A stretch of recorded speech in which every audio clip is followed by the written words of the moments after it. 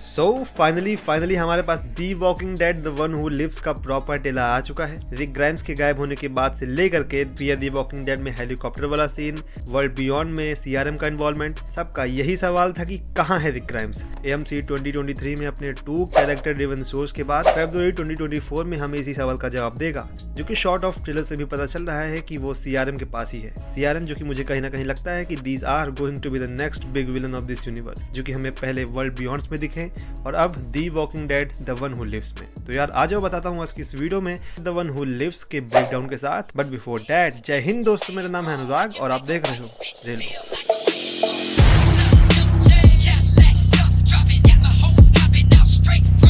Trailer की starting में मिशोन हमें सीजन 10 एपिसोड 13 के बाद दिखाई जाती है, जब वो रिक को ढूंढने निकल जाती है।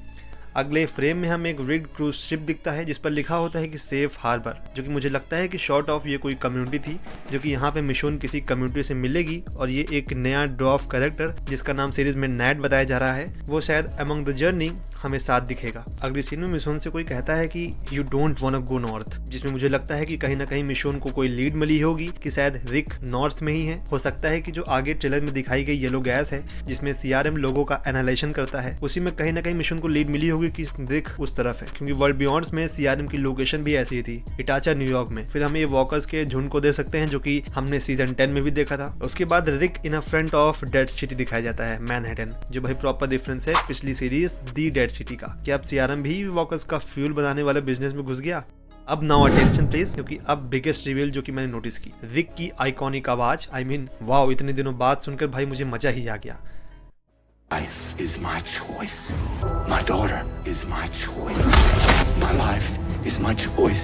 बट रिक भाई, आपका एक बेटा भी है। मैं काल की बात नहीं कर रहा हूँ, मैं बात कर रहा हूँ मिशोन के बेटे की, आरजे, जो कि शायद रिक को अभी पता नहीं है, क्योंकि जब रिक सीजन 9 में डेड बताया गया था उसके बाद ही अगले सीजन में हमें शायद आरजे देखने को मिला था, जिससे हमें कहीं ना कहीं स्पेकुलेशंस मिलती है कि रिक अलेक्जेंड्रिया से काफी दूर है। और फिर हमें रिक वॉकर्स को मारते हुए दिखाया जाता है और इसका स्टाइल वैसे ही है जैसे कि वर्ल्ड बियॉन्ड में साइलस का था, यानी जिसमें इन्हें वॉकर्स को मारना होता है और फिर सीआरएम वाले इन पे एक्सपेरिमेंट्स करते हैं। इसके बाद मिशोन का dialogue it's been so long, और इसी सीन में सीजन 10 में मिशोन को मिली सबसे बड़ी लीड दिखाई जाती है, फोन पर मिशोन की आर्ट, जो कि नैट हमें बताता है believe a little bit longer. Michonne की आर्ट तो रिक ने ही बनाई होती है, मगर ये जापानीज किसने लिखी?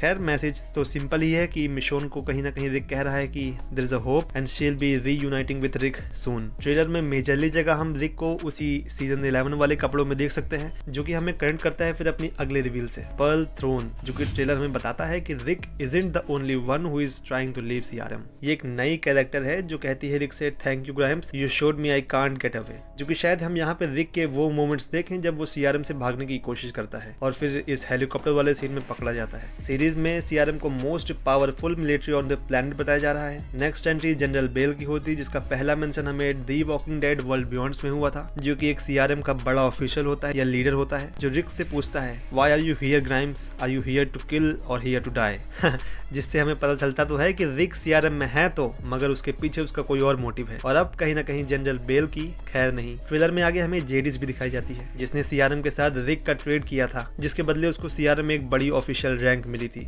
जो कि मोस्ट प्रोबेबली वर्ल्ड बियॉन्ड्स के बाद और हायर अप हुई होगी। पर वर्ल्ड बियॉन्ड में जेडिस और हक की फाइट के दौरान जेडिस ये भी बताती है कि उसने रिक को एज अ बी बताया है, न कि ए। ये ए और बी वाली मिस्ट्री बहुत हद तक अभी भी है, मगर कुछ लीड्स हैं, अगर आप जानना चाहते हो तो मैं इसकी रिगार्डिंग एक अलग वीडियो बना दूंगा। फिर ट्रेलर में हमें सीआरएम सिटी को बॉम्ब करते हुए दिखाया जाता है, जो कि एक रेफरेंस है दी वॉकिंग डेड सीजन 1 का, जिसमें यूएस मिलिट्री सिटीज को बॉम्ब करती है ताकि वो वायरस को एलिमिनेट कर पाए, बट दे ऑब्वियसली फेल्ड। इससे हमें पता चलता है कि सीआरएम कहीं ना कहीं यूएस मिलिट्री का ही कोई पार्ट है, जो कि हमें सीरीज में अगर सीआरएम का ओरिजिन भी दिखा दे तो बहुत अच्छी बात हो जाएगी, so that we can know how things work here and why they kill people and tell everything is for future. बाकी ट्रेलर में रिक और मिशोन हमें किसी का गला काटते हुए, वॉकर्स को मारते हुए और कुछ ढूंढते हुए नजर आते हैं। क्या मैं उसकी बात करूं तो जब रिक इस सीन में किसी टकले इंसान से बात करता हुआ दिखाया जा रहा है, तो मोस्ट प्रोबेबली ये टकला इंसान मॉर्गन होगा, जो कि फियर द वॉकिंग डेड के कंक्लूजन के बाद हमें जरूर से जरूर इस सीरीज में दिखेगा। अगला कैमियो हो सकता है दी वॉकिंग डेड की लास्ट सीरीज डेरल डिक्सन में दिखाई गई सीरीज की विलन के बारे में, जो कि वॉकर्स पे एक्सपेरिमेंट करती है और सिमिलर काम सीआरएम भी करता है। तो शायद किसी पॉइंट पे ये दोनों मिले, और अगर ये दोनों मिले तो भाई डेरल भी आएगा, जो कि लास्ट सीरीज में तो वो फ्रांस में ही रह गया था। डेरल की सीरीज में कैरल हमें बताती है कि ही केम बैक, जिसमें डेरल पूछता है उससे कि हु केम बैक, जो कि मुझे लग रहा है कि वो रिक की बात कर रही है। और कौन हो सकता है, जो कि मोस्ट प्रोबेबली रिक हमें सीरीज के आखिर में अलेक्जेंड्रिया या फिर कॉमनवेल्थ लौटेगा और वहां हमें आरजे, जूडिथ, गैब्रियल और बाकी सब भी दिखाए जा सकते हैं। इतने सारे कैमियोज, वाह।